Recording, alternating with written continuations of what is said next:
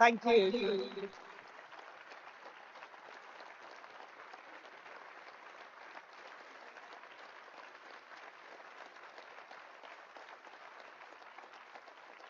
Thank you. Thank you. I've not even said anything yet. It's great to be here in Purfleet. 3 short weeks ago, the people of Thurrock put their trust in Labour.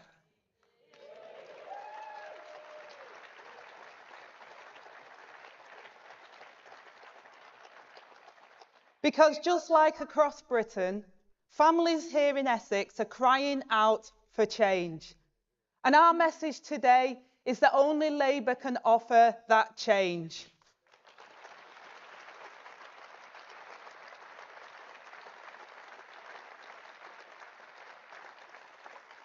Right here, we're announcing the first steps for a changed Labour Party, a party that has returned to its roots, ready to deliver a radical and responsible plan for Britain's future.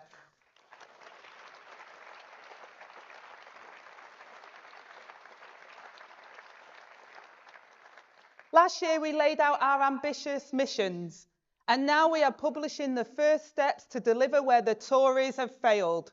Tangible, deliverable policies to begin that long journey to national renewal. And look,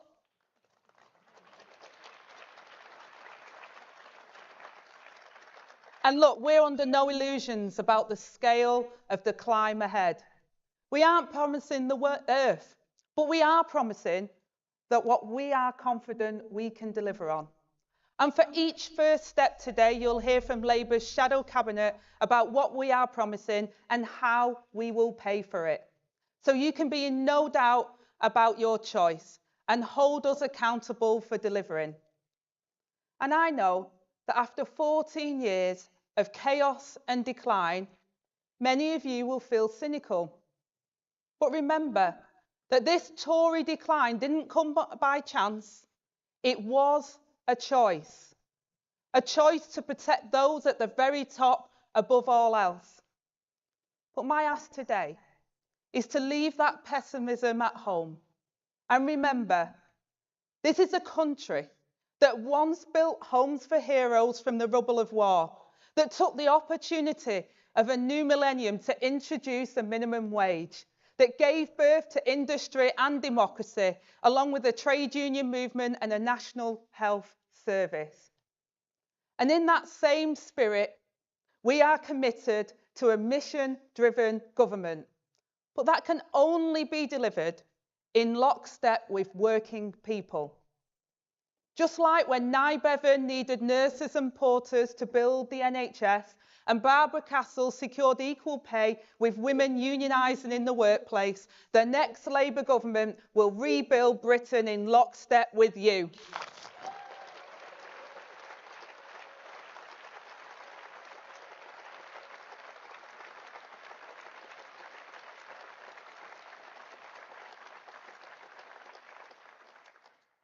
So to the workers paying more tax while wages crumble, or the families in mouldy temporary accommodation, I say, we have your back.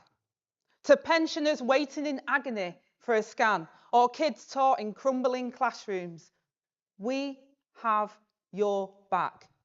To shop owners struggling on the high street, or businesses paying sky-high energy bills, me, Keir, and the rest of this changed Labour Party have your back. But the Tories abused your trust, but Labour will never take you for granted.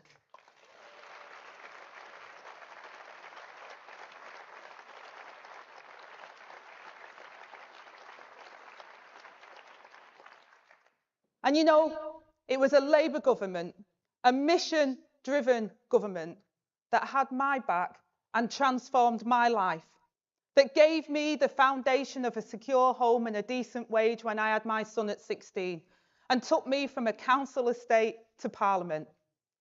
So trust me when I say, Labour has a plan to get Britain back on its feet.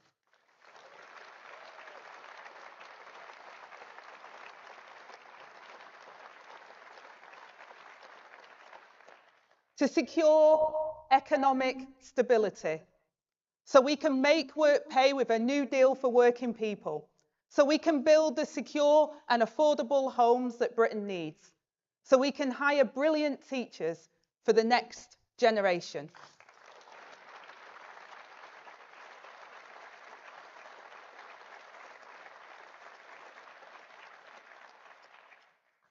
Now, I'll hand over to the woman at the heart of Labour's mission for economic stability, a trailblazer for women in leadership everywhere, Rachel Reeves.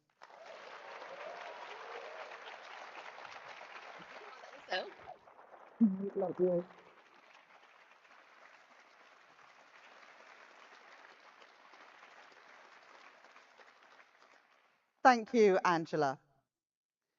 With Keir's leadership, we have changed the Labour Party so that we might have the chance to change our country. A little over a year ago, we set out our central economic mission to achieve the highest sustained growth in the G7, with good jobs and productivity in all parts of the country. That's not just about lines on a graph. It's about money in the pockets of working people, thriving high streets, and the revenues to rebuild our public services. I have huge ambition for Britain. I know you do too. And I see that potential wherever I go. But after 14 years of Conservative government, Britain is worse off. Growth weak, wages flat, taxes up, the cost of living up. That is the price of Conservative chaos. 5 prime ministers, 7 chancellors, and then the mini budget, which sent mortgage bills spiralling and put pensions in peril. And now Rishi Sunak is pushing ahead with another unfunded tax plan, a £46 billion commitment to get rid of national insurance altogether, a plan that the Conservatives have no idea of how they will pay for it.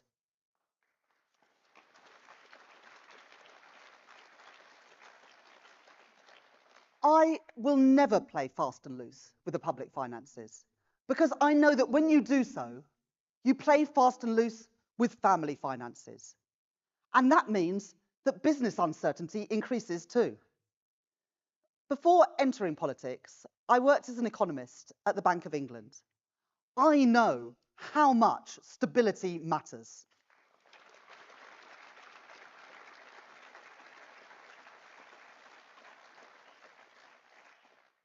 So the first step in Labour's mission to restore growth is to deliver economic stability with tough spending rules so that we can grow our economy and keep taxes, inflation, and mortgages as low as possible.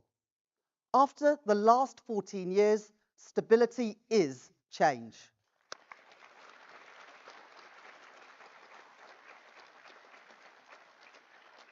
The stability that lets families plan for the future and allows businesses to plan ahead too.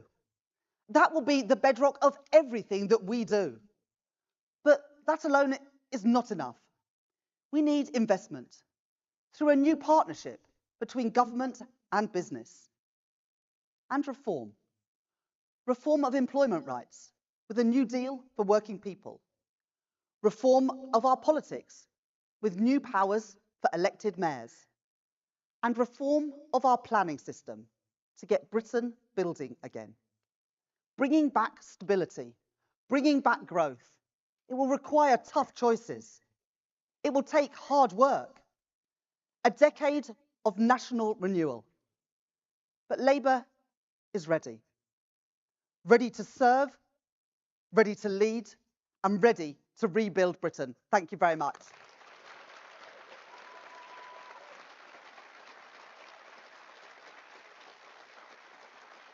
And now it's my great pleasure to hand over to Rob from Thacombe Housing. Thank you very much.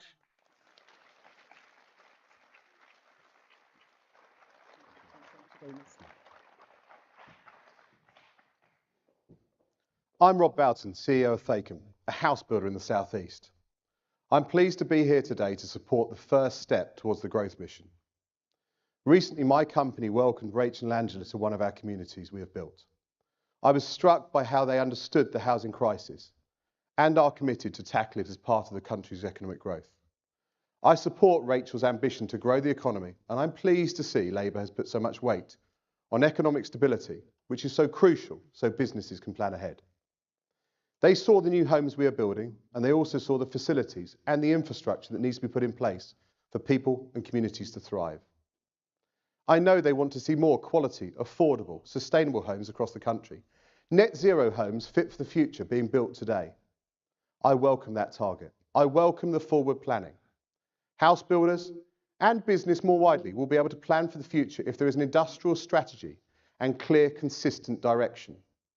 A successful country needs a clear plan, which is why I'm encouraged to see Labour's first steps being set out today. I support Rachel's ambition to grow the economy and keep taxes and inflation as low as possible. Key to this is delivering new and sustainable homes paired with the infrastructure needed to allow those communities to thrive. I welcome Labour's plans to reform planning regulation, to support house building and infrastructure fit for the needs of our growing population. At every stage of our life, schools for our children, green spaces for our families, local shops for our communities, and appropriate homes for those looking to downsize but remain at the heart of their communities.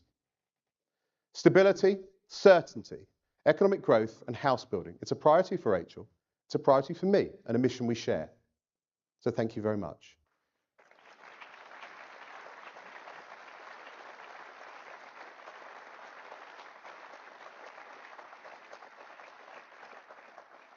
We now have a video from another prominent business CEO to explain why he supports the first step. Hi, my name's Seb James, and it is my great privilege to lead the Boots organisation. Boots has, as you know, around 2,000 stores and pharmacies right across the country, and just over 50,000 team members. Some of the things that I think are incredibly important to a business like Boots. For me, first and foremost, it's stability. A stable economy provides the right platform for sustainable economic growth. And it's that real focus on economic growth that is going to be so important in the next few years. The second thing is government and business really listening to each other, working together to grow our economy. And it's brilliant to see lots of that sharing going on. We need an industrial strategy that helps us plan for the long term, helps us to anticipate changing landscapes, emerging sectors, new skills, new technologies. Another thing that I think is incredibly important is employment.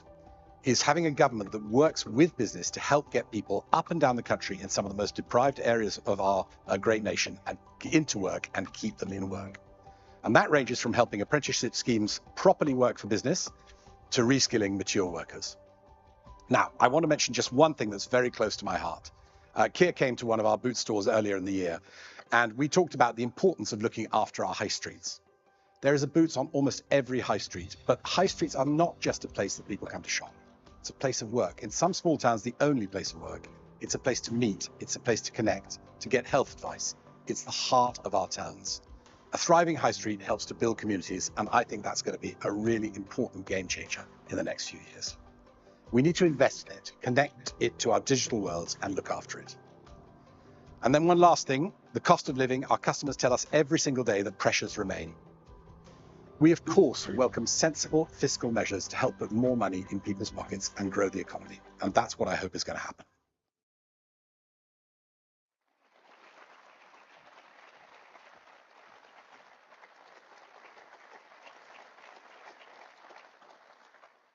Everyone in this room will owe a debt of gratitude to the NHS for a moment in their lives, whether it's the birth of a child, a parent who was cared for, and as a cancer survivor, I owe the NHS my life because it was there for me when I needed it. I was fortunate, but far too many people today are not so lucky. The Conservatives have driven our NHS into the ground over the past 14 years. Waiting lists have trebled. In an emergency, there's no guarantee an ambulance or even an A&E doctor will reach you in time. That basic promise that the NHS will be there for us when we need it has been broken. Some worry that the crisis in the NHS is terminal. Others, who never believed in it to start with, hope that's the case. Rishi Sunak has given up on the NHS, more interested in scapegoats than solutions. So it's clear the longer the Conservatives are in power, the longer patients will wait. So it will fall to us, the Labour Party, the party that created the NHS 75 years ago, to rescue and renew the service today.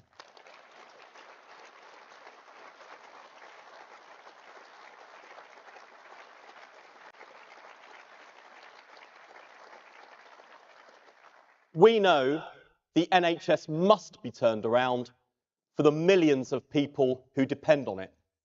And we know the NHS can be turned around because we've done it before. The last Labour government inherited an NHS on its knees. From 1997 to 2010, we transformed the health service, delivering the shortest waiting times and the highest patient satisfaction in history. We did it before and we will do it again.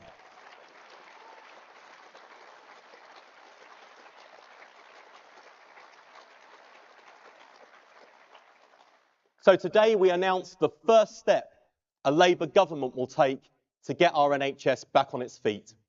We will cut NHS waiting times with 40,000 more appointments each week at evenings and weekends, paid for by cracking down on tax dodgers and non-dom loopholes. Healthcare for the many, paid for by the few.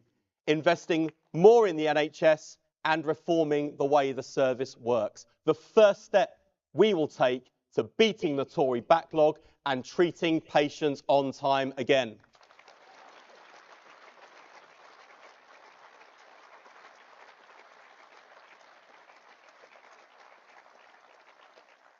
Patients like our next speaker, the most remarkable man I know, whose experience shows why patients across the country are crying out for change with Labour. Please give a warm welcome to Nathaniel Dye.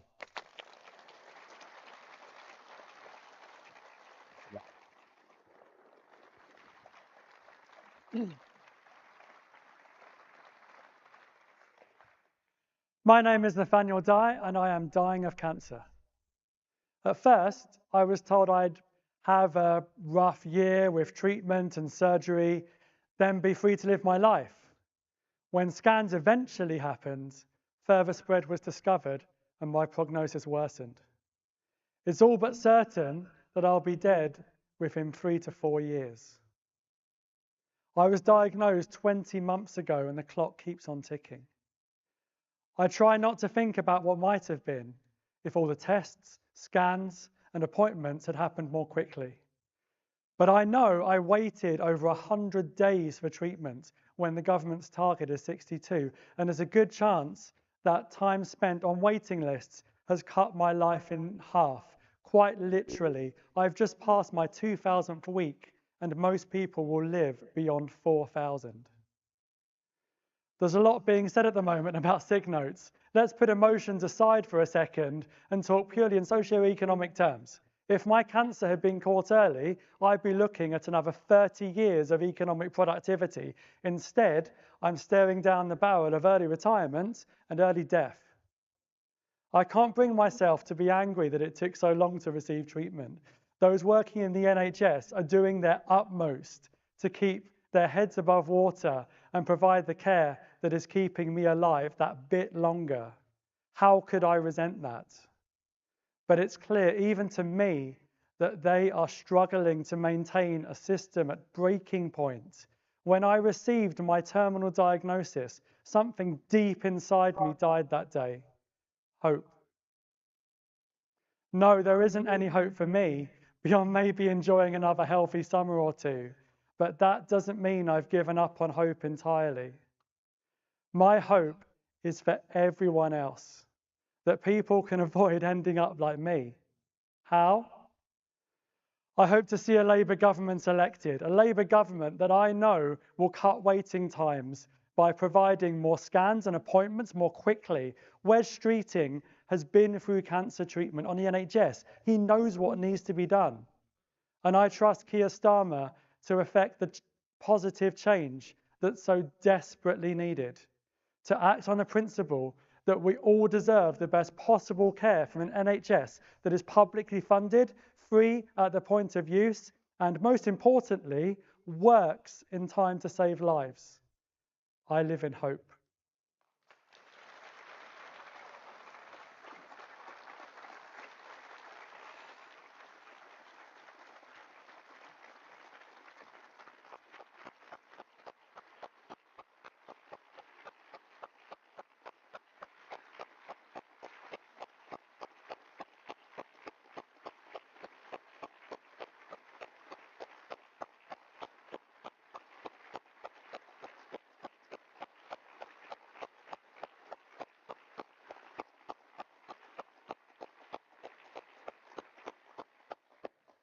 Wow. My name is Mike Tapp. I'm Labour's candidate for Dover, Deal and the Villages. I come from a background of service with the Army, where I served in Afghanistan and Iraq, and at the National Crime Agency and then the Ministry of Defence, where I spent much of my time in counter-terrorism, playing my part to help keep our country safe. The country needs a leader who understands results and how to deliver. This is what our leader, Keir Starmer, offers. Keir himself has experience smashing terrorist cells as the nation's chief prosecutor. And last week, Keir and Yvette introduced serious policy with a new elite border security command. Now that will include the National Crime Agency, the police, the border force, and also the finest security services in the world, MI5. And they will have new counter-terror powers to better monitor, track, and disrupt criminal gang activity. We all want to see an end to dangerous small boat crossings that undermine our border security and put lives at risk. And this is the first step in Labour's plan. After 9/11, the similar Office for Security and Counter-Terrorism helped stop countless terrorist attacks in the UK. And we will do the same with the new Border Security Command, giving us stronger borders under Labour. And I'm delighted that you'll now hear from people who are also backing Labour's plan. Thank you.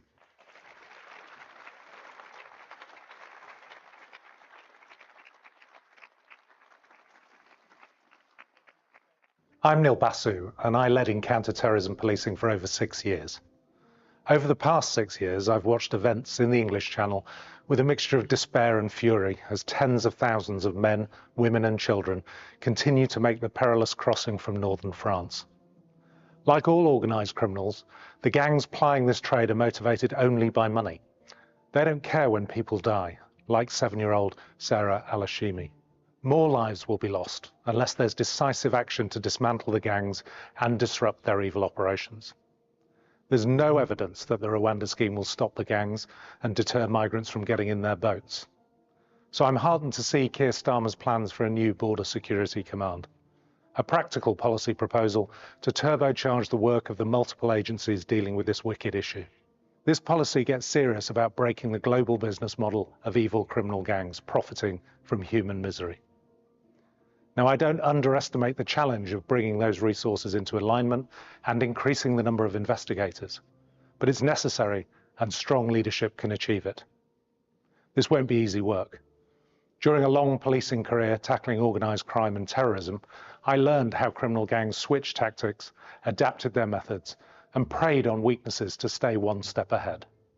But with extra resources, a firmer grip from the centre, and tougher powers, the new Border Security Command can make a huge difference. Hello, I'm Kathy Henline, Director of Organised Crime and Policing Studies at RUSI, the Royal United Services Institute. Much of the work I lead focuses on serious and organised crime and the threats this poses to the UK, including to our border security.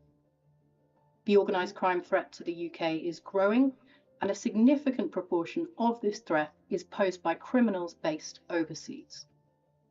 The ability to navigate our borders is key to their operations. There is much more we can do to tackle those working to move people and commodities in and out of the UK illegally. Our work indicates that the current response is too fragmented. Instead, we need a holistic, cross-cutting, whole system response, one that's equal to the agility and innovation we see in criminal efforts to penetrate the border. The right powers and stronger resourcing are needed under the leadership of a dedicated individual and informed by a much deeper, more detailed understanding of the nature of this fast-moving threat.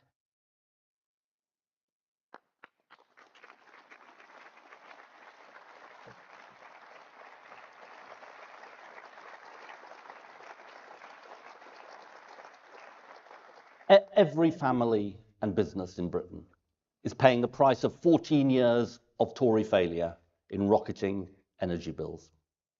Whatever this government says, the cost of living crisis has not gone away. And Britain has been harder hit than other countries because under the Tories we are so dependent on fossil fuel markets controlled by dictators like Putin. So when the Tories block clean energy, they raise bills and make us less secure. The Conservatives left us exposed. And if they get back in, they would do so again. And once again, it would be working families that pay the price. Labour says it's time for change in Britain.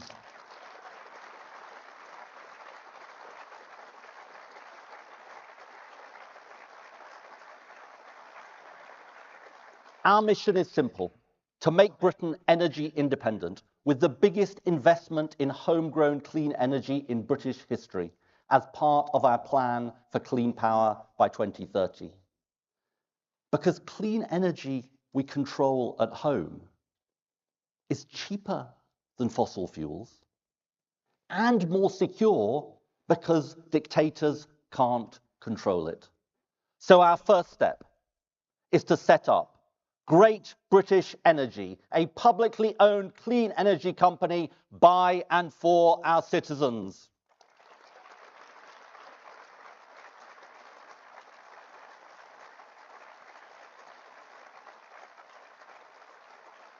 And it will be funded by asking those big oil and gas companies to pay their fair share through a proper windfall tax so we can invest in the future of Britain. Great British Energy will reap the benefits of Britain's abundant natural resources with clean power projects in communities across our country to cut bills and create the next generation of good jobs, re-industrialising Britain. This is how we take back control of our destiny. This is how we cut bills for good and end the cost of living crisis. And friends, this is how we meet our obligations to future generations.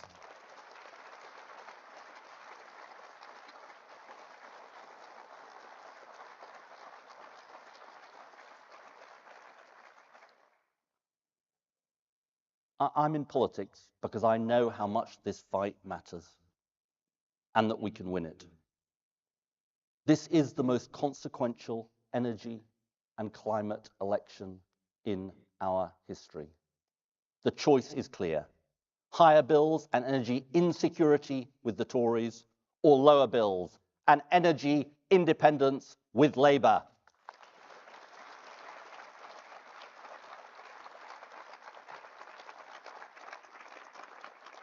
We opened our cafe in June 2020, and at the time our combined gas and electric bill was around £350 in the summer and around £500 in winter. This has now skyrocketed to £500 in summer and around £720 in the winter. I've just had a baby, which is wonderful, but some of that has been really stressful because we were used to having two incomes, and so we're having to draw on our savings just to pay the bills each month.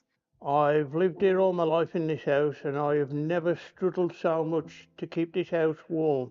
The energy prices go up that much, it's ridiculous. I'm on my own, I got my pension coming in, and I just can't manage. I've just been eating this one room. I've been sleeping in the recliner chair. I can't afford to eat anywhere else.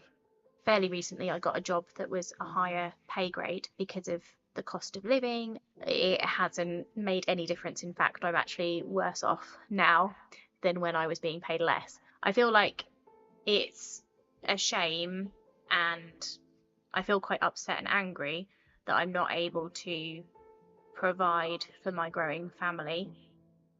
Hospitality is a difficult sector at the best of times, as we're at the mercy of many cost increases. But how can such an cost increase be shouldered by our customers who are also feeling the pinch? This is why I'm supporting Labour's pledge to switch on GB Energy for locally sourced greener energy that will bring costs down.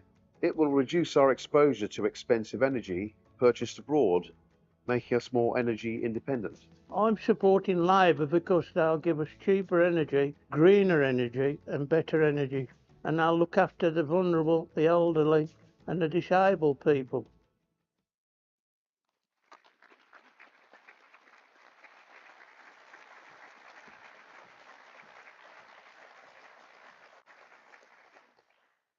No one comes and nothing is done. That is the refrain we hear far too often across the country talking to local residents about crime, policing and the criminal justice system. After 14 years of Conservative government, 90% of crimes go unsolved. There are 10,000 fewer neighbourhood police and PCSOs on the beat. More criminals are let off. More victims are let down. Serious violence, such as knife crime, has shot up. And community confidence in policing and in the rule of law has plummeted. That is the abysmal Tory record on law and order. And in the Labour Party, we know that security is the bedrock on which all other opportunities are built. And that is why the first step in our crime mission is about making our communities feel safe and secure again, cracking down on the crimes which erode the very fabric of our society.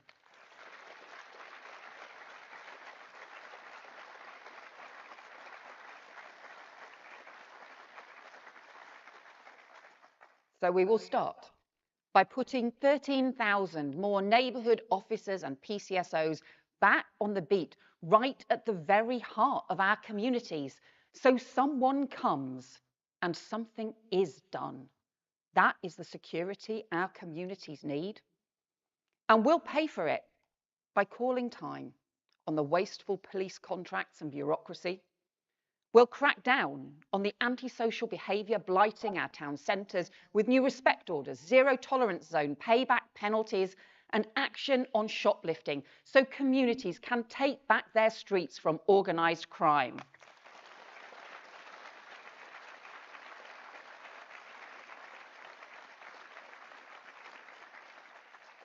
And we'll tackle the serious violence that leaves too many parents worried sick, too many people concerned about walking home at night. We'll set up a new Young Futures programme, including 100 new youth hubs, new youth mentors to stop young people being drawn into crime and to give young people their future back. And there will be stronger laws and action to tackle violence against women and girls, part of an unprecedented mission for every one of us to halve serious violence within a decade.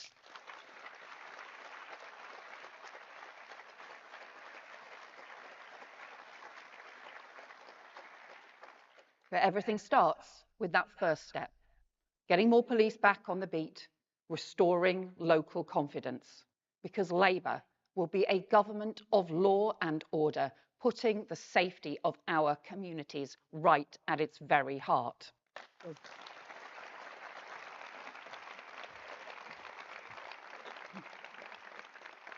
This is why I believe in Labour's crackdown on antisocial behaviour by increasing neighbourhood policing. Hi, my name's Danny, and I've had a problem with antisocial behaviour in my area for quite some time. During the middle of the night, I've had the exhaust stolen from my car. I've had a man come to the front of my door, wave a stick, and I presume they were trying to get hold of the signal to my keyless fob so that they could gain entry to my car and take it away. I've seen a number of people sit in the car outside of my house and looking at my house and my neighbours around me, and also driving up and down the road quite slowly, looking at the houses too. I've also seen cars go to the rear of my property and sit there for extended periods of time. I've called the police, and they've just asked that I remain vigilant, and if anything serious was to happen, to call the emergency response team at 999. This has left me feeling really worried and anxious, and as a result, I often don't sleep until the early hours of the morning just to ensure the safety of my family and my house.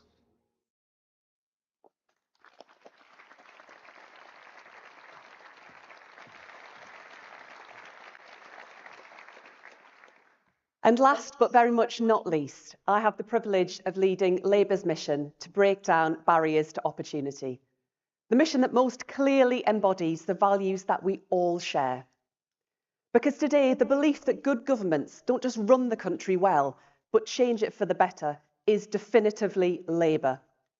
And after 14 years of Tory failure, nowhere is the contrast between our parties clearer, nor the need for change more stark than in our schools. Under the Conservatives, our young people, their futures neglected. Parents see it, employers see it, and above all, our children see it. Schools that are literally crumbling around the next generation, where 1 in 5 children are regularly not in class, and where thousands of lessons every week are being taught by teachers not expert in their subject. Nothing matters more to driving up standards, to getting the best education for every child, than the quality of teaching. Teaching is at the core of education, and education of opportunity. So while teacher recruitment targets are missed year on year, vacancies reach record highs and staff leave in their droves, our children's life chances suffer, and so does our country.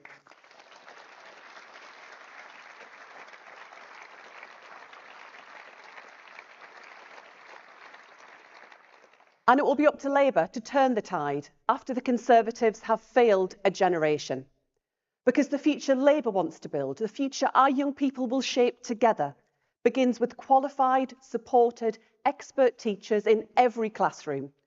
That's why we'll recruit 6,500 more teachers in key subjects to set up all of our children to succeed.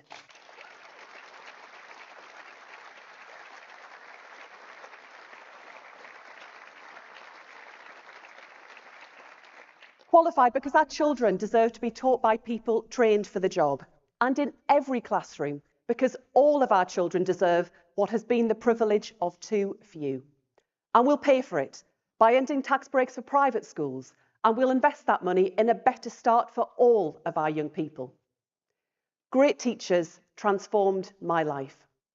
And as Education Secretary in the next Labour government, I am determined to bring that change for all of our children.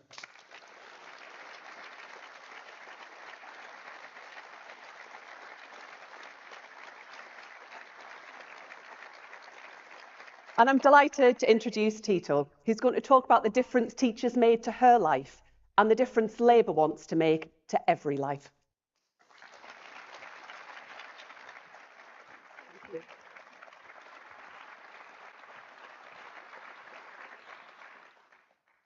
Hello everyone, my name is Tito and I'm currently studying at the London School of Economics and Political Science.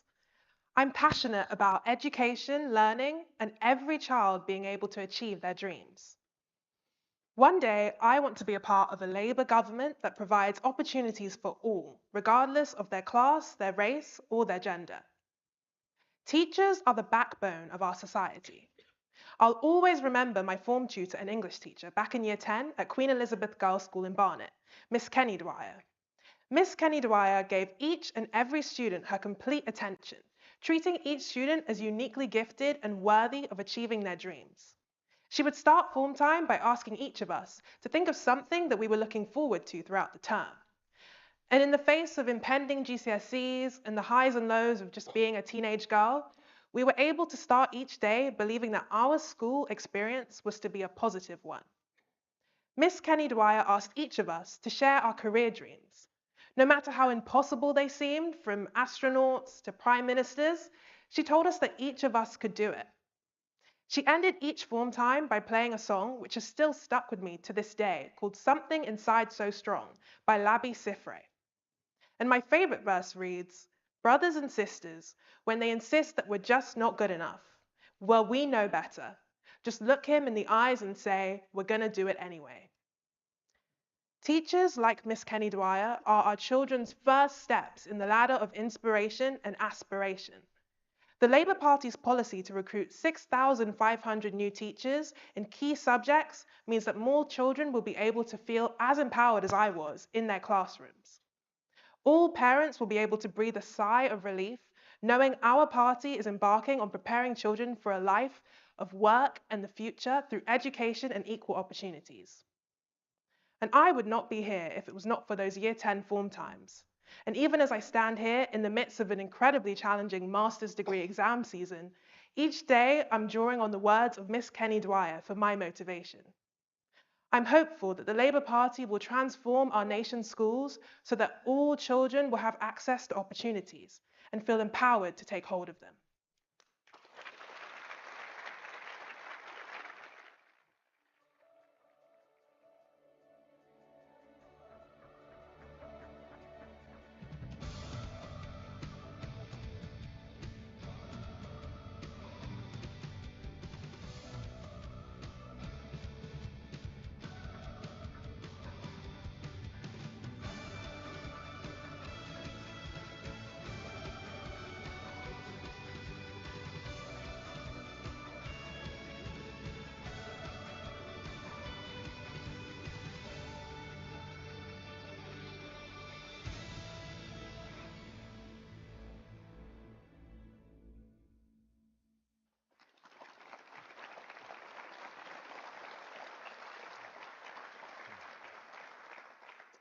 Good morning. My name is Haruna Hamza.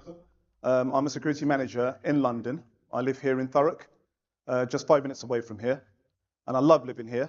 My wife works as a teacher in a local school, and my 2 children go to school minutes away from my house. Over the last 10 years, I've noticed things are getting worse. GP appointments harder to get, community services disappearing, less police presence. At the same time, it's going up, energy bills skyrocketing. To book dentist appointments for my daughter was a nightmare. I'm fed up. And other people in Thurrock are fed up. That's why we voted Labour at the local elections. In the council, Labour.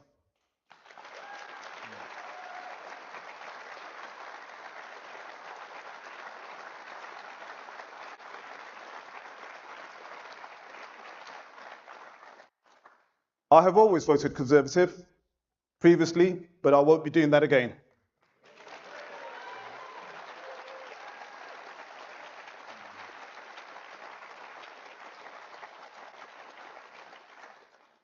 They let the country down. They let the country down badly. I'm excited to vote Labour at the general election. The Labour Party gives me hope. Keir Starmer is a good man. He's honest and he is a man of action. He will lead the government that will deliver for ordinary people across this country. And that is why I'll be voting Labour and why I'm excited to introduce today, please welcome Keir Starmer, leader of the Labour Party. Thank you so much. Thank you. Thank you. Thank you.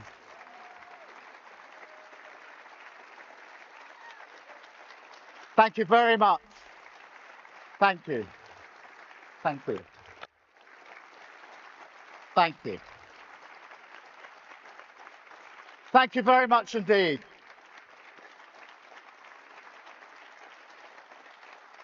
Now,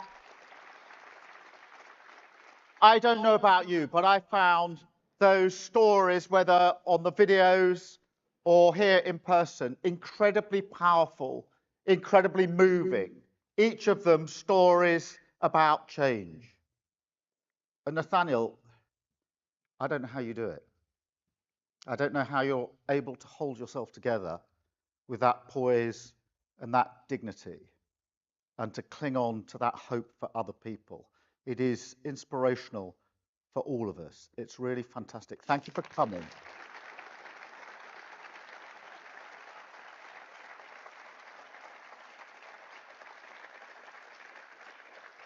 And what Nathaniel didn't tell you is that just a few weeks ago, he ran the marathon playing a trombone. He is a music teacher.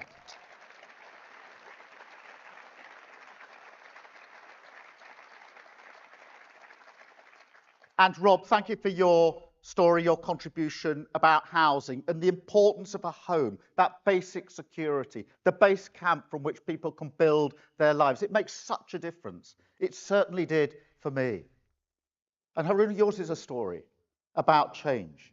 To change from one political party to another political party is a very big thing to do. It's about change. Now, we have changed the Labour Party to put it back in the service of working people. And what we seek, humbly, is the opportunity to change our country and put it back in the service of working people.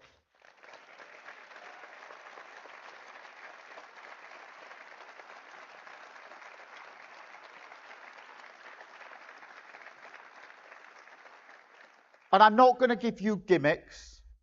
There's no quick fix to the mess that the Tories have made of this country. But this is a changed Labour Party with a plan to take us forward. And I have ambition for this country. And like all ambition, that starts with first steps. First steps towards higher growth, an NHS back on its feet, secure borders, cheaper bills, safer streets, and opportunities for your children.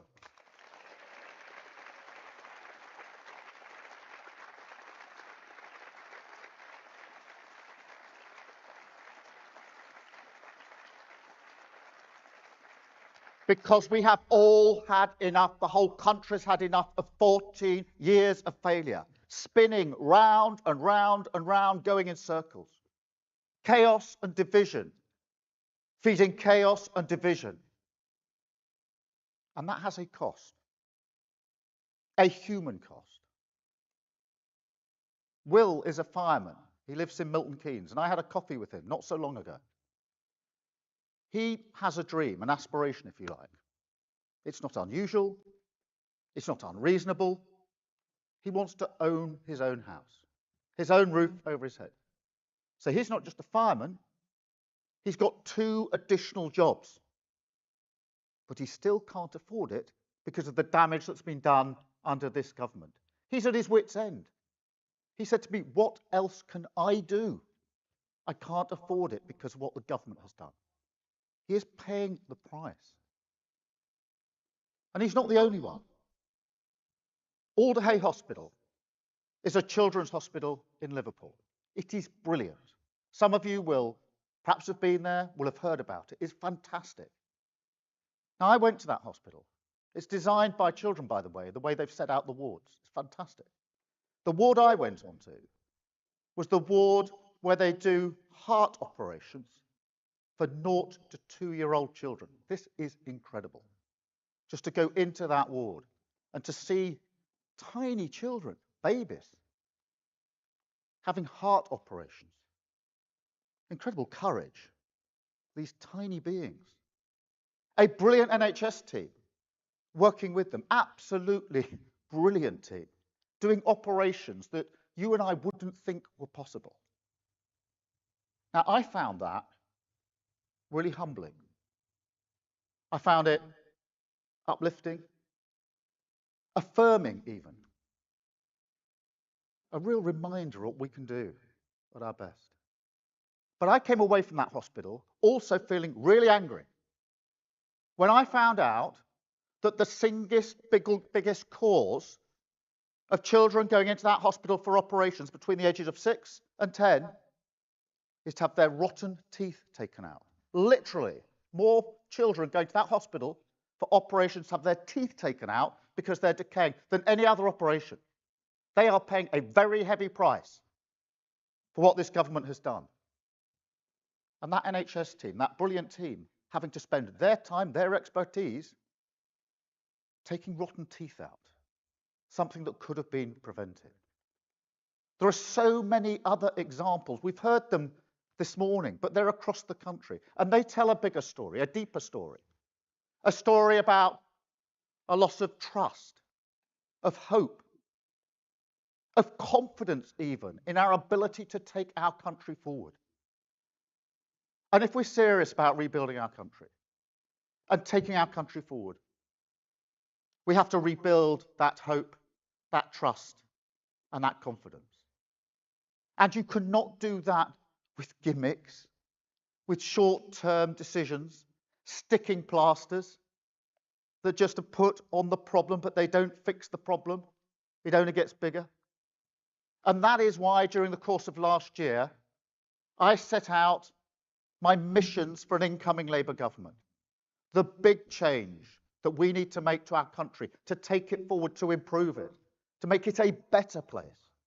Long-term ambitions, credible plans, fixing the fundamentals, and giving an incoming government a driving sense of purpose about the change that we want to bring about. Now, this is going to be hard. Sticking plasters is easy. It just doesn't work. But I've never shied away from tough decisions. I ran a public service. We changed it. We reformed it. Lots of people said you couldn't do it, you shouldn't do it. But we had to press on. We've changed the Labour Party and put it back in the service of working people. Country first, party second. Thank you.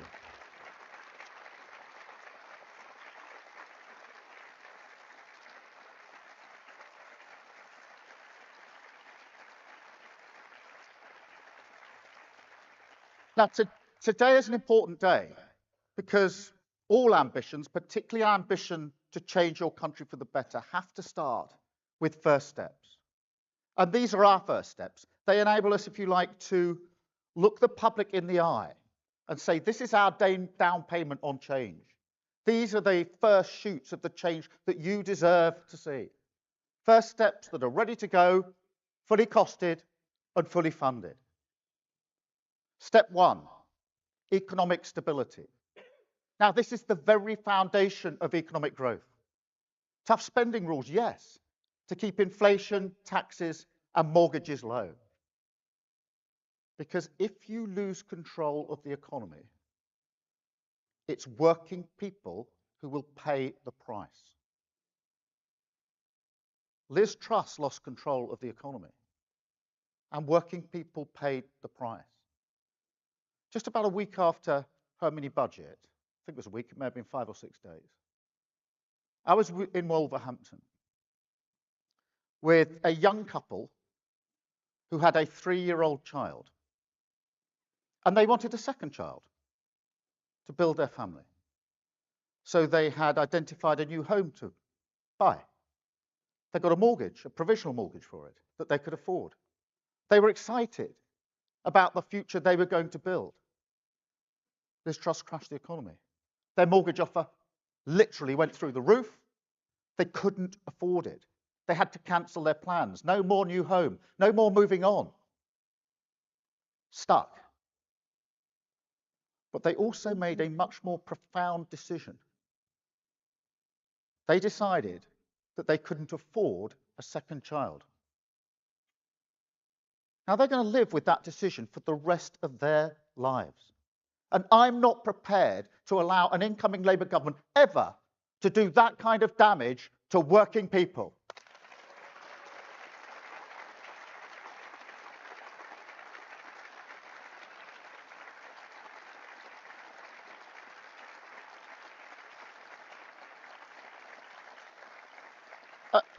And this isn't just about the past, because Rishi Sunak has not learned the lessons. He says he's going to abolish national insurance. That is a £46 billion unfunded tax cut. £46 billion. And that's why I can hardly believe I'm saying this. Stability is change. And that's why it has to be our first step. The second step is cutting NHS waiting times. It is impossible to overstate the seriousness of this problem. Nearly 8 million operations and appointments are needed. 8 million. That means everyone in this room, everybody watching or listening, probably is on a waiting list or knows someone who's on a waiting list. That's the worst it's ever been. And we see it the whole time. I see it every time I'm out. On Sunday, I was travelling from London to Manchester. And I confess, I was on my way to watch Arsenal beat Man United away at Old Trafford. Can you believe it, Rachel? But we pulled into Knutsford service station, and I got out, walked in to get a coffee. And a woman recognised me, and she called me over. And she said to me, and she showed me, she's got an ingrowing eyelid. It's red raw, swollen, and causing her a huge amount of pain and discomfort. And she said to me, I've been waiting 18 months for an appointment for the operation, and I've just been told I've got to wait another 12 months. She virtually pleaded with me to win the election to do something about it. That's not unusual. There are so many versions of this story, whether it's knees or hips, whatever the operation may be. That is the price that so many people are paying. And that's why we have to deal with it.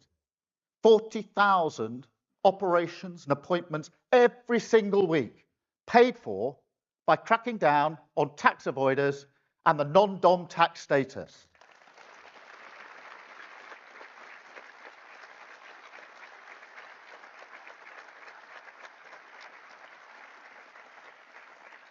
Step 3, a new border security command.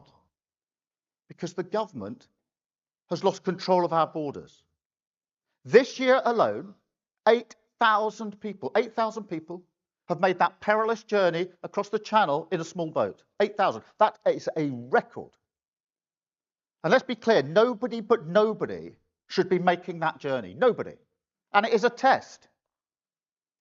It's a test of governments and would-be governments as to how we respond. And there are choices in that response.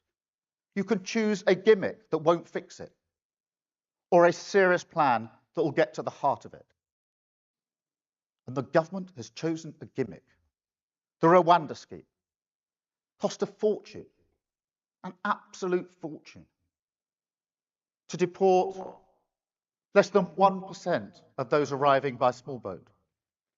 And that means, of course, that 99+% will not be removed under the scheme. And if you don't think the criminal gangs are saying that to the people they're exploiting, then you've never met a criminal gang. Because those gangs are vile. They're making huge amounts of money. They're putting some of the most vulnerable people in the world in boats they shouldn't be in and breaching our borders. So we have to be serious about smashing those gangs and taking them down. That's where the Border Security Command comes in. A new command with new resources and new powers, including counter-terrorism powers. Now, we talk about small boats. That's the language that's used. But if you actually look at the boats that are being used these days, they're not that small. They're being made to order. They're being stored in Europe. They're being moved up to the north coast of France. And then vulnerable people are being put in them for money by vile gangs. Now, I worked for 5 years as the chief prosecutor, as the director of public prosecutions. And I worked with police and law enforcement across Europe to take down criminal gangs that were terrorist gangs. These are sophisticated gangs, by the way. But we did it and we took them down. I will never accept that it is impossible to take down the vile gangs that bring people in small boats to cross the Channel, and we will smash it.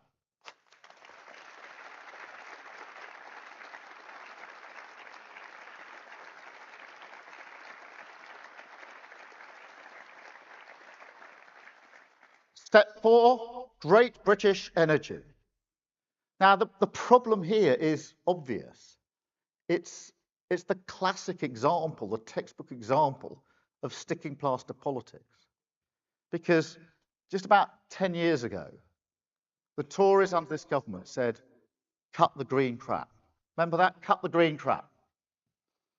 And so they cut investment in clean British power. They cut investment. They banned onshore wind. They scrapped home insulation. And that left us really badly exposed. So when world events changed and Russia invaded Ukraine, we were more exposed than other countries, and your bills went up more than they should have done. I'm not prepared to let that happen under a Labour government. So we will set up great British energy, harness clean British power, owned by the taxpayer, making money for the taxpayer, investing in the future, and keeping bills down for good.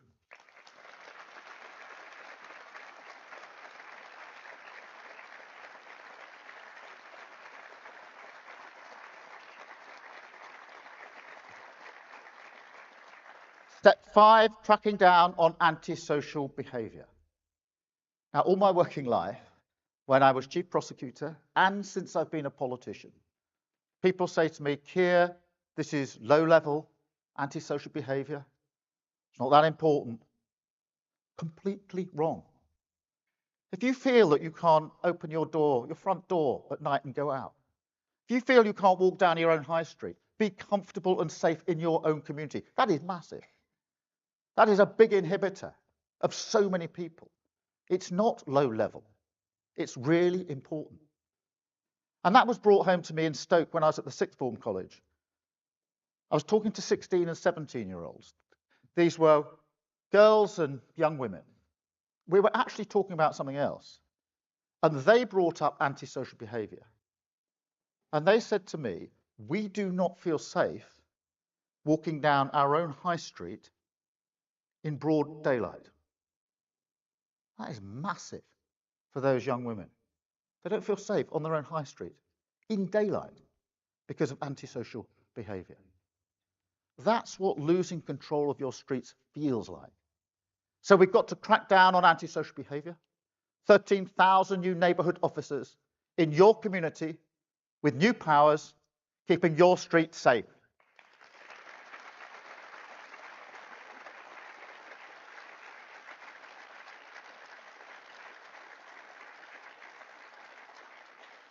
And finally, step 6, 6,500 extra teachers, paid for by removing tax breaks for private schools. Because we have to prepare our children and young people for the work they're actually going to do and the lives they're actually going to live. And that will require reform to make sure the skills they get, they're taught, are the skills they're actually going to need in life. It also means we need to concentrate on creativity, on confidence, what a difference that makes, and resilience that all children and young people need. But we need to get the basics right. Now, the Prime Minister is very fond of lecturing us that we need maths to age 18. And given what he's saying about the £46 billion tax cut that's unfunded, he's probably right about himself. But the serious point is this: we haven't got enough maths teachers in our secondary schools for those up to age 16. We haven't got enough maths teachers and other key teachers. That's shocking.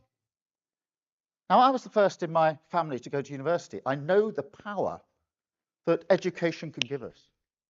Somerstown is an area in my constituency. Some of you may know it, probably most of you don't. It's between Euston Station and King's Cross.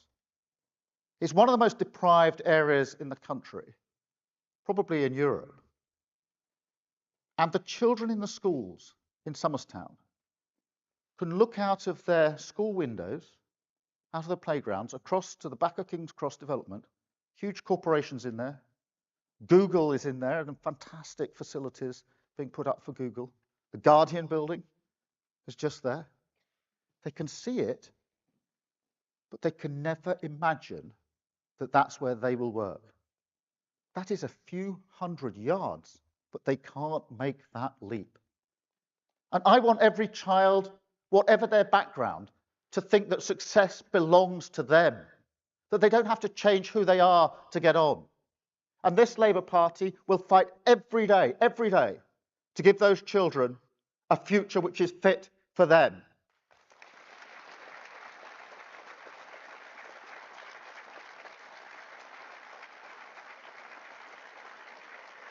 Thank you. So here we are. One card, 6 steps, in your hand, a plan to change the country. This is a message that we can take to every doorstep across the country, and make that argument. Decline is not inevitable. Politics can make a difference. Britain will have a better future, and you can choose it with Labour. Stop the chaos with Labour. Turn the page with Labour. Return politics to service with Labour. And with patience, with determination, with these first steps, we can rebuild our country with Labour. Thank you very, very much. Thank you. Thank you.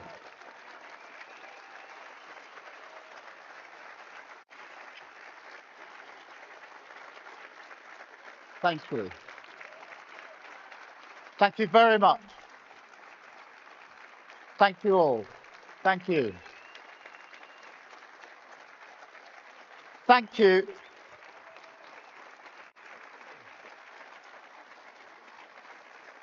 Thank you. We're now going to take some questions from the media. So I'll just get a note. I think we're starting with Chris from the BBC. Chris. Thank you. Chris Mason, BBC News. You've talked about being held accountable. Let's talk about one deliverable that you've talked about this morning and by when you will deliver it. So you talk about an extra 40,000 appointments in the NHS each week.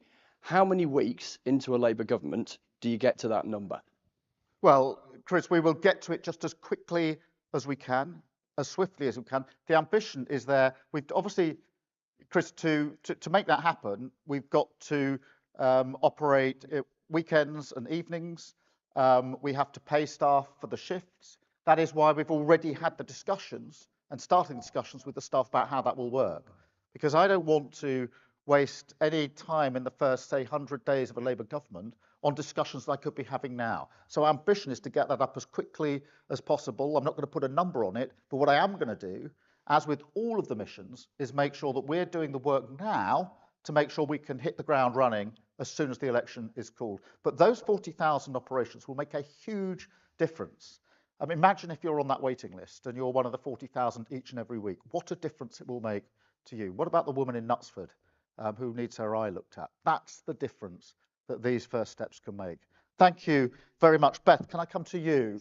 Thank you. Keir Starmer, you set out your 5 missions in January 2023.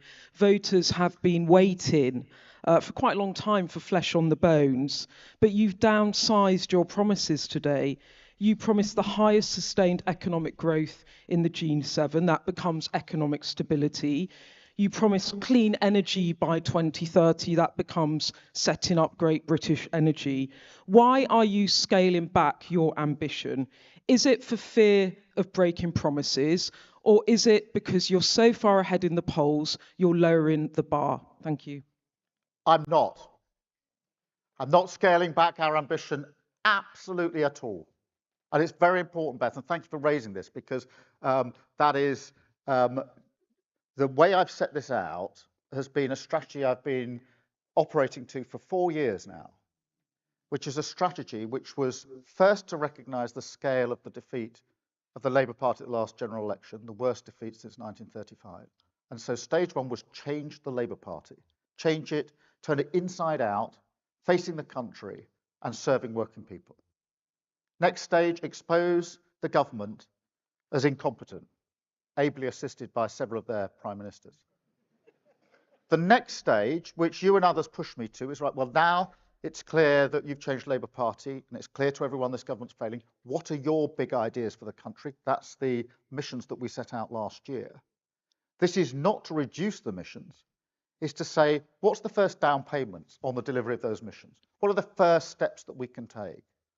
They're not the only steps, they're the first steps. The missions remain, but this is, if you like, the tangible steps that we will take to deliver on those missions. And that's why I said we'll look the public in the eye and say, these are the down payments, the first shoots. So we're not reducing the missions, we're putting flesh on the bones by saying these are the first steps we'll take in order to deliver the missions. But the missions, each and every single one of them, are there as the long-term ambitions, goals, targets, the driving purpose of the incoming Labour government. So the down payment in relation to the NHS, 40,000, that's to deal with the waiting list. But we've still got to change the NHS and make it fit for the future. GB Energy is the first step towards clean power in 2030, and one that can be done very quickly. So this is absolutely consistent with this strategy I've been operating to for 4 years. And I appreciate.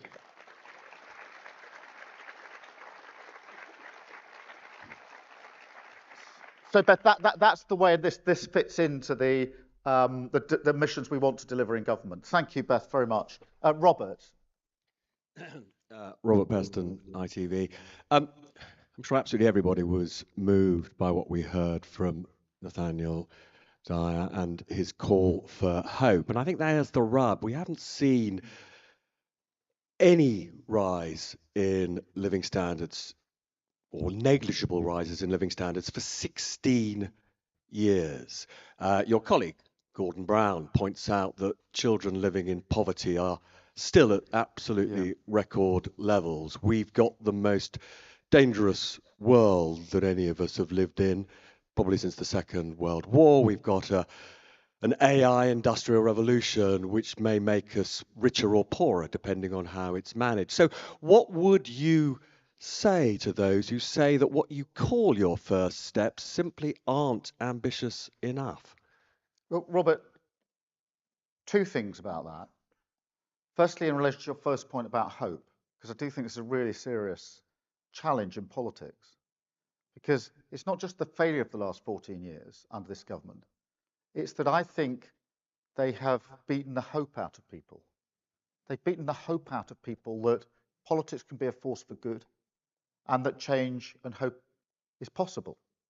And that is why we have to rebuild that trust and that confidence and put serious long-term proposals on the table and point out the first steps we're going to take, because this is going to take time, rebuilding that hope and that trust.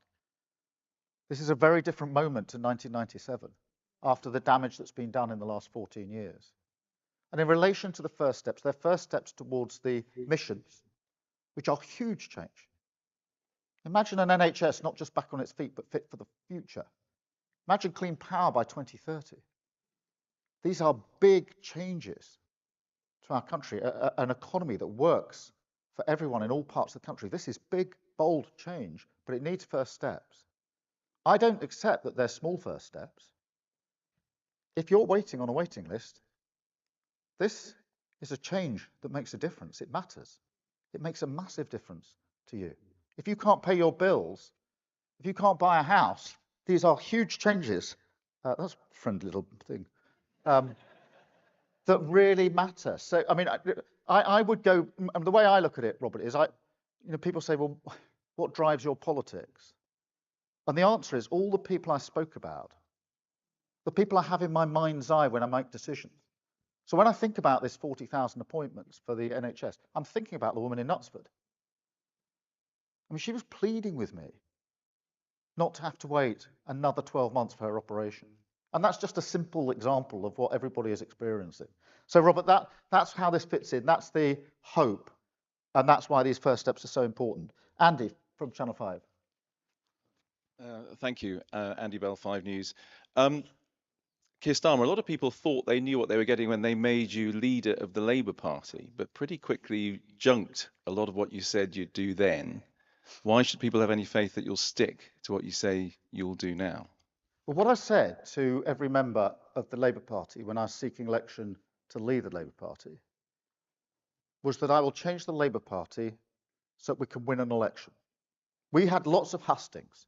We had various candidates. It started off with quite a big cast, went down in the end to a smaller cast. And each of us said, this is the things that we will do. I ended every hustings with the same argument, which is if we don't win an election, none of this, that any of us have said, is going to make any difference at all to anybody's life. So what I said was, I will put us in a position to win the general election. And I've been working hard at that for 4 and a bit years. And that is what Labour Party members and supporters want more than anything else. It's why they're in the Labour Party.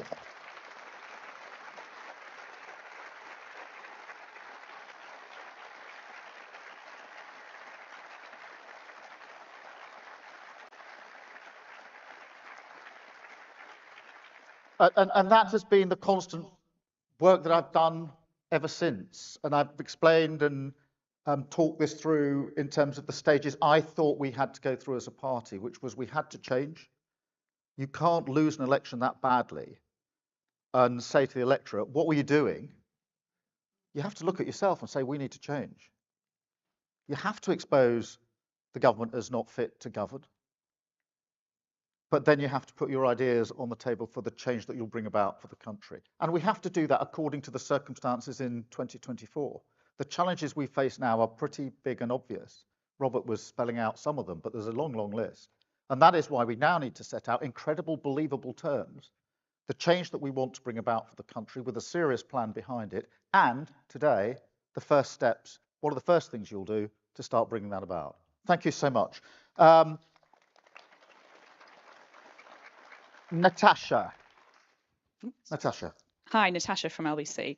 So Keir, 3 of these 5 pledges are very similar. Sorry, 6 pledges are very similar to the Tories' 5 pledges. What do you say to that on the NHS, the economy, and on migration? Are you really offering the change that people want to see? And why are you so afraid to be so bold when you're so far ahead in the polls? And if I may, this is a Tony Blair style pledge card, isn't it? Do you feel like Tony Blair today? Well, that's 3 questions. That's 3 questions wrapped up in one. But let me reject the idea that this is similar to what the government says they're going to stop the boats. More people have come by boat this year, 8,000, than any other year. That is a record failure. A record failure because they're going for a gimmick, not a serious plan. The government says they're going to get the waiting list down. They're going up. Everybody knows. We talk about the numbers. Nearly 8 million appointments and operations needed. That's massive. That's never happened in the history of our country since we've had the NHS. We've never been in this position. This is fundamentally different to the government. But the difference is also political. Because I'm not prepared to do gimmicks. I'm only prepared to do the hard yards of serious change with a serious plan for 5 or 10 years of change in this country, with the first steps that are needed to bring it about. And that is a political difference between us, a seriousness, if you like, about politics. The rhetorical flourishes are great. The massive promises are great. But if you don't deliver on them, you do the very thing that we've been talking about, which is beat the hope out of people. So we have to rebuild that. And that's what this is about. Thank you, Natasha. Lizzie from the Mirror. Lizzie. Hi, Keir. Gordon Brown yesterday called for the 2-child benefit limit to be scrapped and warned that the UK is heading for the worst child poverty figures in living memory. Where does ending child poverty sit in your list of priorities, and will you rethink your position on the 2-child limit? Ending child poverty is central. I mean, it was central to the last Labour government. We did a huge amount of work on it, and it'd be central to an incoming Labour government if we're privileged enough to come in to serve, and we will put a strategy in place for it. And child poverty cannot be divorced from education, from housing, from the cost of living, from bills down. They are all, in a way, feeding into the strategy to deal with poverty. What I can't do is make promises that I can't deliver on. And this is really important to the question about hope, because where we've had to say now there are things we might want to do but we can't because the economy is being damaged, I want to say that this side of the election. I do not want to be saying that the other side of the election. And that's tough. The easy thing is just to pretend we can deliver it all. Nice big wheelbarrow of things that we can deliver. But if we can't deliver it, I'm not going to say it. Because I think that's the stable foundation we need in politics and now for the economy. Thank you so much. Jack from The Sun. Jack. Thank you, Keir. Jack from The Sun.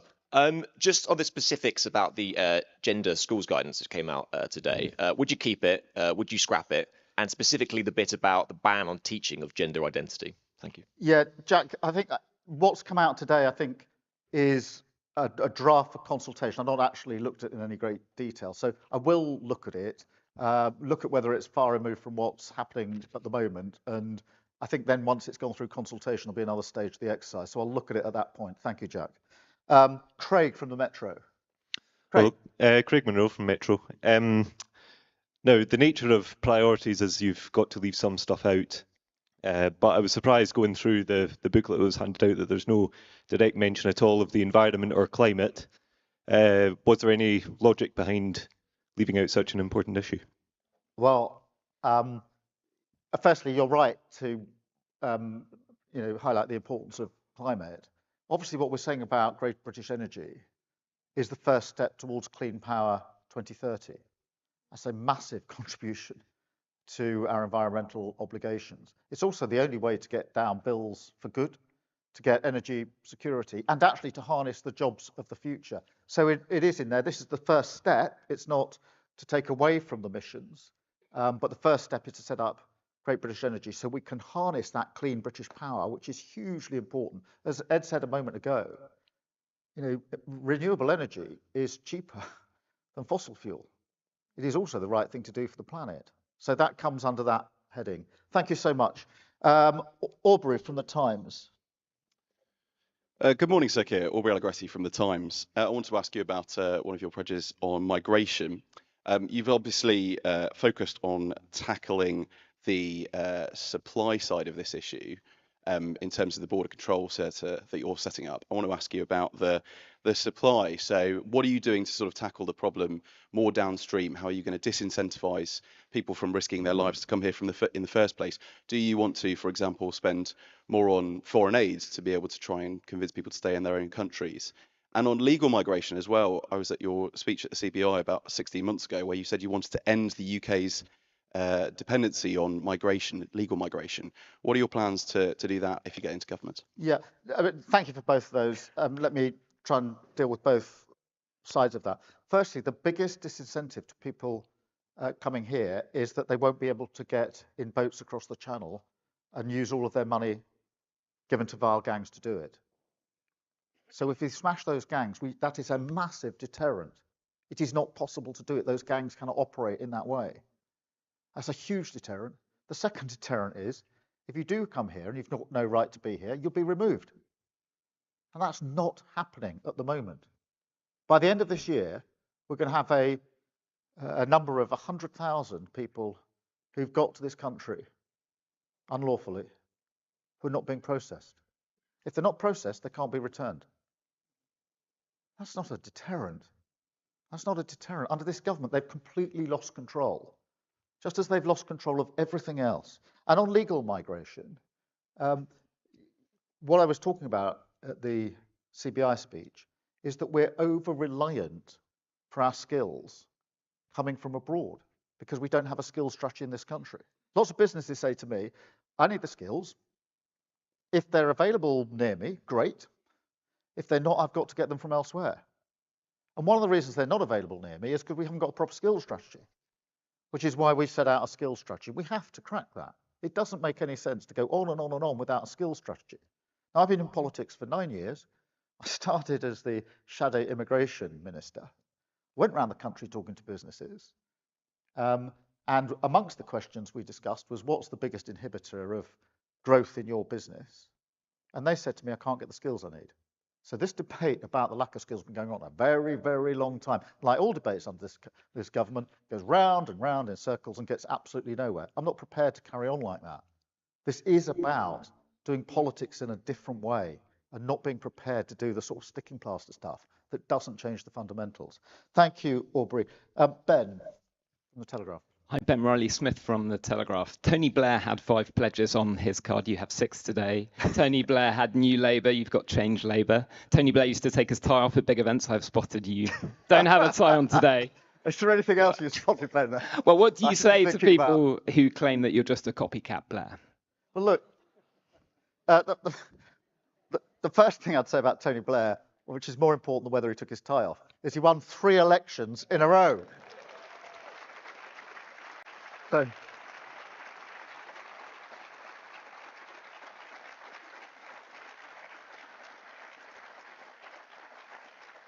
and what Blair did in 97 is what Wilson did in 64 and Attlee did in 45. which was to take the Labour Party from opposition into power. We've only done it 3 times, effectively. And the thing that unites them was the ability to glimpse the future and to persuade people to go on that journey to a changed future. Obviously, different circumstances in 1945, as we all understand, 64 white heat, and then the challenges that were facing Tony Blair in 1997. In that way, there's similarities, because I do think you've got to glimpse the future, you've got to understand the challenges, and you've got to have serious answers to the challenges that we face. But it's not copycat, because we're now, 27 years on from 1997. The challenges we face now are not the same as those faced by Tony Blair. They're different challenges. And therefore, I do understand there's this, ever since I've been leader of the Labour Party, everybody's been trying to sort of say, well, which leader are you most like? You know, who have you secretly got tattooed on the inside of your arm? And the answer is none of them. Because this team and I, all of our candidates and I, we have to face the future. We are trying to create the conditions for the 4th time in the history of the Labour Party that we've come from opposition into power. So yes, some of the things that are important about winning power are the same, of course they are. But I'm very conscious that we're facing the challenges that are now here in 2024 and have to provide answers to those challenges. Thank you, Ben.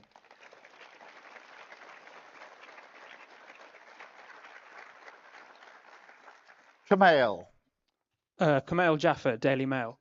So, Keir, you previously talked about winning over swing voters in seats like these.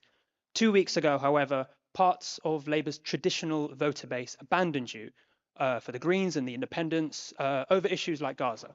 How do you propose to win them back in the lead up to the election? Well, thank you for that question, because it is really important that we win over voters who haven't voted for us before, which is why I'm so pleased to be introduced today. And I think, firstly, I'd say, if you look at those local elections, I think we showed that we can win anywhere. We had a really successful set of elections, if you look at them in the round. And that was the last time anyone will vote effectively before the general election. So it was a good set of results for us. But the challenge that you put to me is a really important one. And I think part of the answer to that is to be clear that the missions that we are setting out for the future of our country, I've sort of said it's a decade of national renewal. That's a national project. So you don't have to be tribally Labour to want your family, your community, your country to improve. In fact, I think most reasonable people want that. And so I say that this is a project which is a project that I think most people, whether they voted Labour in the past, whether they might vote Labour now, or whether they've never voted Labour, could be part of this project. Because I genuinely think, it's at the heart of my politics, I genuinely think that most reasonable, tolerant people in this country, and that's the vast majority, do want to see their chances, their family's chances, their community chances. They want to see their country move forward. And I say this Change Labour Party is a party for you. This project of national renewal is a project for you. Thank you so much. Arj. Morning, Keir. Arj Singh from the Eye. I just wanted to follow up on Beth's question about ambition, and I wanted to ask you about your economic mission. You've sort of confirmed there that you still aim to get the fastest growth in the G7. Yeah. If you don't achieve that, will you have failed in your economic mission? Well, we set that out with the aim of fulfilling it. It's tough. It's really tough. Some people say to me, the missions are not ambitious enough. They're really, really tough. You know, the high sustained growth in the G7 is a really tough mission. Getting to clean power by 2030 is a really tough mission. Most people say, that's going to be hard. I'm not sure. And then we go through what we're thinking, how we'll work. And most people then say, I can see it's possible. And that's the mindset. It's possible, we can do this. And therefore, we will be measured against it. And I think we can turn this around. I think for economic growth, if we look at what the inhibitors are, the planning laws getting in the way, the fact the grid doesn't connect up quickly enough, the fact we can't do infrastructure, can't make decisions quickly enough, there are so many examples I could give you. The way we partner with business. I think we can do this. That's our ambition. That's why we set it out as a mission. And you and others can then measure us against it. But for it to happen, we need the first steps, which is obviously what we're setting out today. Thank you. And then Alita from The Guardian. Hi, Keir. You can't quite see your building. You can if you look round the corner. We'll have a look. Well, why did you decide to miss out housing and workers' rights from these steps? Does that mean you're not as committed to them? And one more, if I may. Can the public expect to see these 6 steps materialised in their lives within 2 terms of a Labour government? Yes, is the answer to the second question.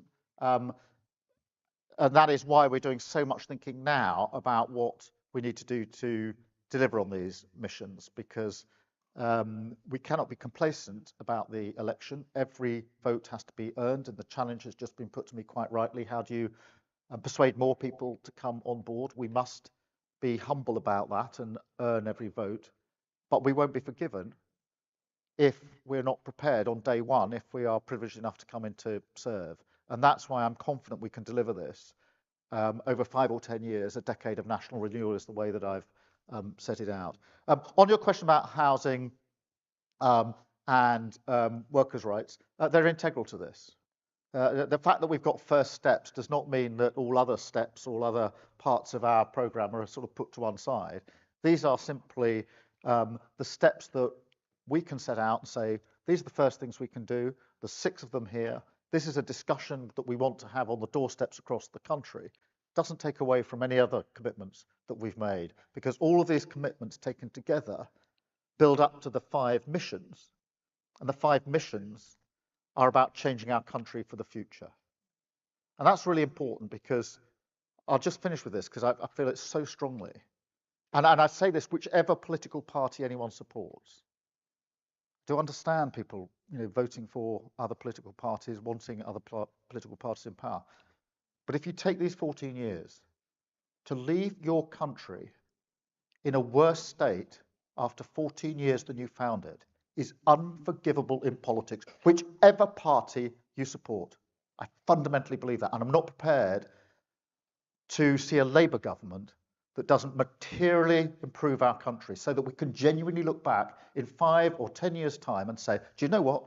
It is better now than it was. We've got more chances, opportunities, equality now than we had before. This country has moved forward, and I've moved forward, my family, my community has moved forward with it. And that's what this is all about. But for that, you need serious missions, you need first steps, you need a different mindset in politics. Thank you all so much. Thank you for being here. Nice to see you. Thank you. Thank you. Thank you again.